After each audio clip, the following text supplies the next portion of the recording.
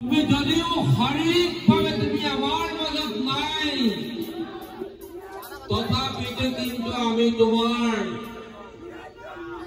53 বৰ্ষ তুমি পূৰণ কৰিছা বুলি ভাবি লৈ তোমাৰ জন্মদিন উদযাপন কৰিবলৈ ওলাইছো। আমি নাৰায়ণপুৰ বিহপুৰীয়া বাসীয়ে প্ৰথমে অসমৰ ভিতৰত ভাৰতবৰ্ষৰ ভিতৰত প্ৰথমে তোমাৰ জন্মদিনৰ শুভকামনা যাচিছো। জয় জুবিন দা!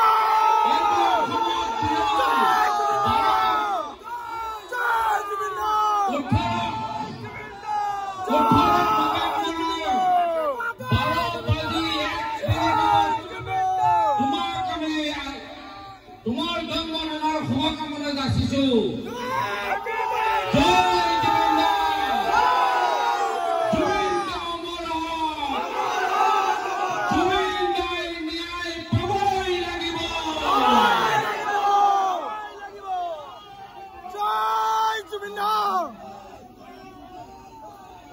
আমি আজি এই জন্মদিনত বিহপুৰীয়া আৰু নাৰায়ণপুৰবাসীয়ে আমি জুবিন গাৰ্গ ডাঙৰীয়াৰ জীৱনত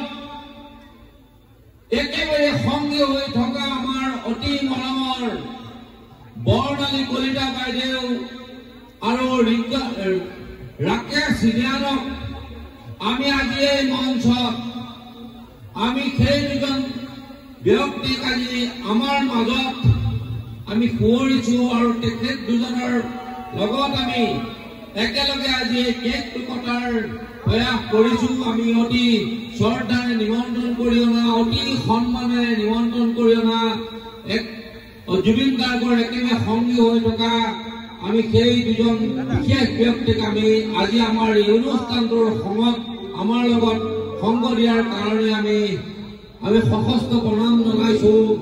আৰু আজি এই অনুষ্ঠানটোৰ নাৰায়ণপুৰ আৰু বিহপুৰীয়াবাসীৰ কাৰণে আজীৱন এটা ইতিহাসত প্ৰথমবাৰৰ কাৰণে এটা সাক্ষী হৈ থাকিব।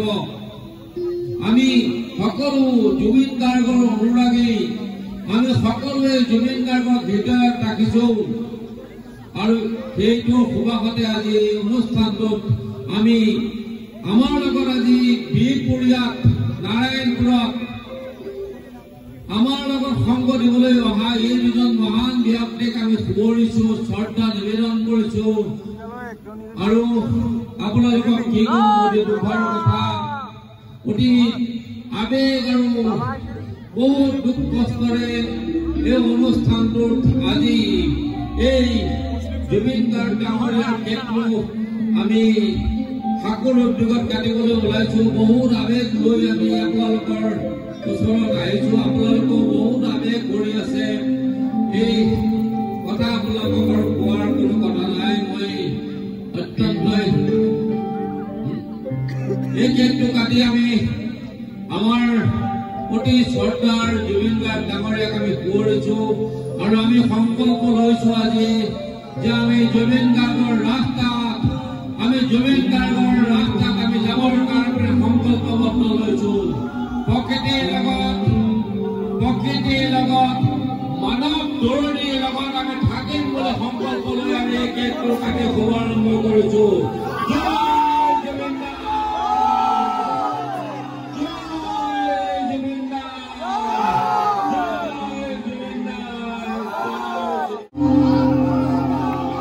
Happy birthday, Zubinda!